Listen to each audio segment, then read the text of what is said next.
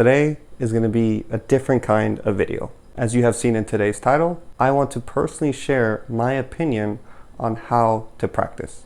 I feel like us as magicians and performers, we're usually looking at YouTube or books to find the coolest slides or the newest thing out there, which is totally fine. But I feel like once we do find that new sleight, let's say it's a double undercut and you think it's like the coolest thing and it's the newest thing that you're going to try to learn, I feel like a lot of magicians nowadays grab that sleight, practice it enough to where they think they've got it and they're not really struggling anymore, and call it a day and go out and start performing it in the real world. Basically just practicing the sleight enough to just get by. And to be honest, even if you're just doing this as a hobby, you should perfect it because it's magic. Magic needs to be perfect, right? Because if you don't do it perfect, then you kind of mess up the whole illusion. Now, am I saying every magician's perfect? No, but you should definitely strive to reach that level. So if you're interested in what I have to say, then keep watching.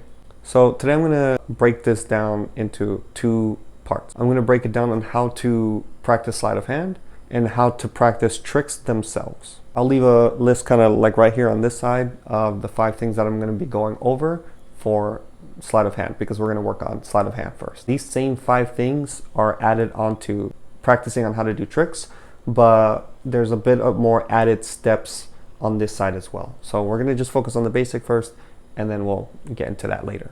The first thing that I kind of want to get into is reading or watching the material closely.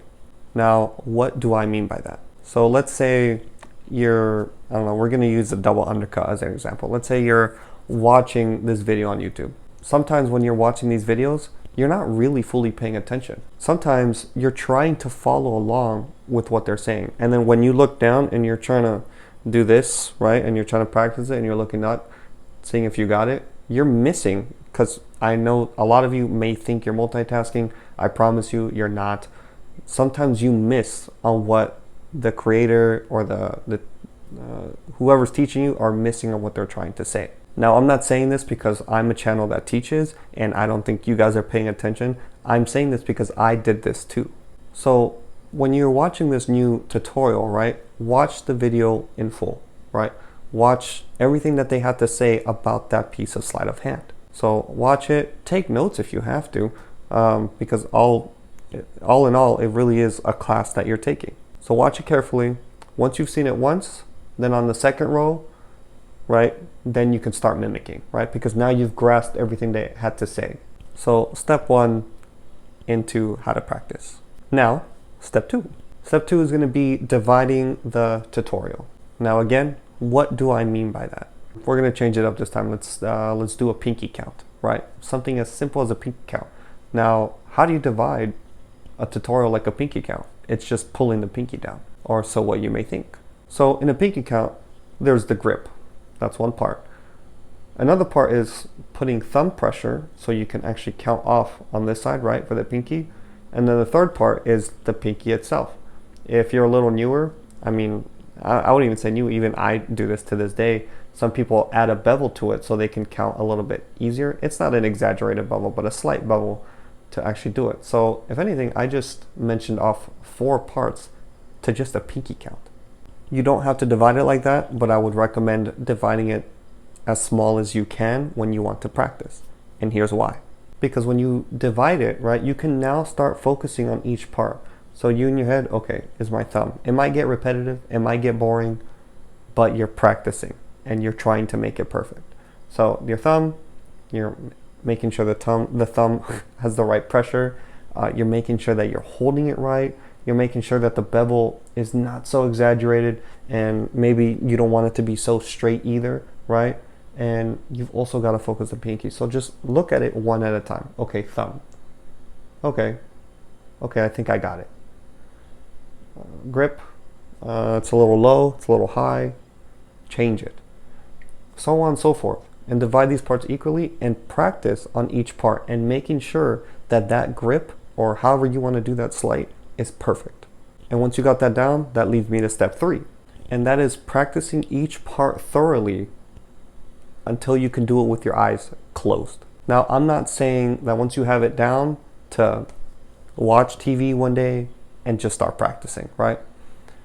Because you're watching TV and you're not really looking here and you're not making sure that it's perfect every single time you do it, right? And then if anything, what if you're doing it wrong? And then you start doing that muscle memory of it wrong, right? And now you're perfecting the wrong way, if that makes sense. If that doesn't make sense, I can expand it further in the comments if you'd like to, but you want to make sure you're doing it right. So practice, look at yourself practicing until your hands hurt and you're able to do this sleight effectively, until you can do it with your eyes closed. Just try it one day. Can I? Put the camera up and then close your eyes and then practice. And then do it for like 3 minutes. Open your eyes back up, look at the recording, see if you did it. If you didn't do it, try again. And if you did, well, then that moves to step 4. Step 4 is where you're really going to perfect whatever it is that you're trying to perfect. Before I get to step 4 though, one thing that I would love to add, and if anything, I feel like it's something you should or have to do, is whenever you practice, don't practice in front of a mirror. Now, a lot of you might be saying, why? Because in front of a mirror, let's say I'm standing in front of a mirror about 2 feet away, right? So if I'm 2 feet away from a mirror, that mirror is always reflecting what it's seeing. So it's seeing me 2 feet away. So when I'm looking at my reflection is actually 4 feet away. Hopefully that makes sense. So when you're trying to practice that sleight, and let's say you're trying to get your angles right, your angle's not really going to be right because it's not actually, the 2 feet away that you want it to be. It's actually 4 feet away. And I don't know if you've ever done magic, like close-up magic, but they're never 4 feet away. They're like 1-2 feet away. Now, am I saying just go 1 foot away from the mirror so it could be 2 feet? I mean, you can, but I still wouldn't suggest it, because if you turn your body, you still can't see every angle, which leads to you should be investing into some type of camera. Everyone has a phone nowadays with a front-facing camera and a back-facing camera, so you should be okay with that. If not, just get yourself something really cheap and just use it for the camera. If you want to get into magic that bad, I would highly suggest getting a camera. Because the camera, not only can you adjust the distance, but you can adjust whatever angle. It could be a very circular angle. Let's say if you're right here dead center, you can focus at whatever angle you want it to. Unlike a mirror. A mirror is just flat, right? And that's all you're gonna see. You can't see what a guy 6 feet above looking down looks like. You can only see what you see on the mirror. So once you have that camera, the next thing you want to do after practicing each part until you can close your eyes is doing it perfectly 52 times in a row. Now, you don't have to pick that number at all. I just chose to choose that number. It's a good number, and it's just kind of like a punny number because 52 cards. But it's worked for me for every sleight or trick that I've done. So this part really takes some self-discipline. So we're gonna change it up again. Let's say we do a DPS, right? A diagonal palm shift. Now, let's say I've watched carefully, I've divided it, and I've practiced it. Now, when I go to do it 52 times in a row, right, you have to do it as if you're actually performing. I'm not gonna count, right? Okay, I'm gonna pick the card. Okay, I got it. That was perfect. The camera didn't see that, which I'm sure it didn't. But is that really the speed that you're going to be going at when you're performing to actual spectators? Are you really going to be that awkward of an angle? No. Do it as if you're actually performing. Be fluid with it, right? So do it as if you're actually performing it to someone, right? Do it.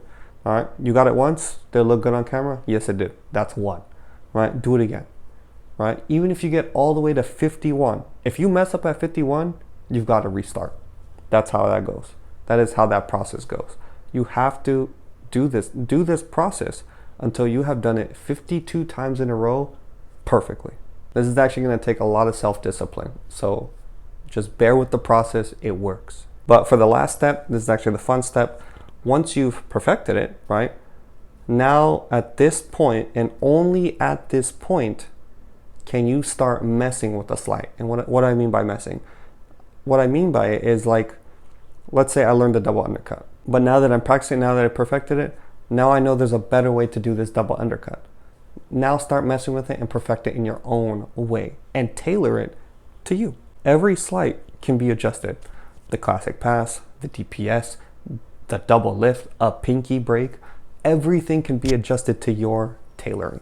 So again, once you have done it 52 times in a row and you're not kidding yourself and you actually went through it, then and only then I would start working on trying to make it better.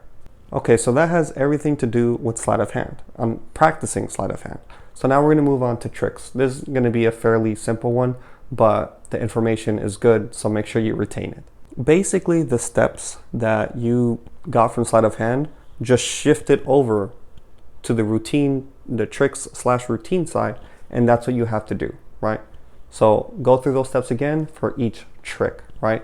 So if you're doing like an ACR, right? Do the whole ACR 52 times in a row. I know, trust me, that's gonna get real repetitive real quick, but you have to perfect it.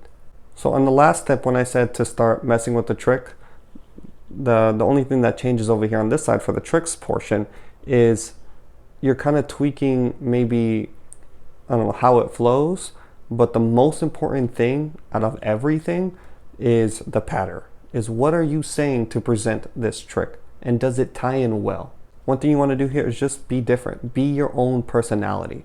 Don't, when you're on YouTube, don't copy their pattern. Whatever they're saying, data dump it and add your own. Because if you're just copying what everybody else does, then you're them and you're not yourself.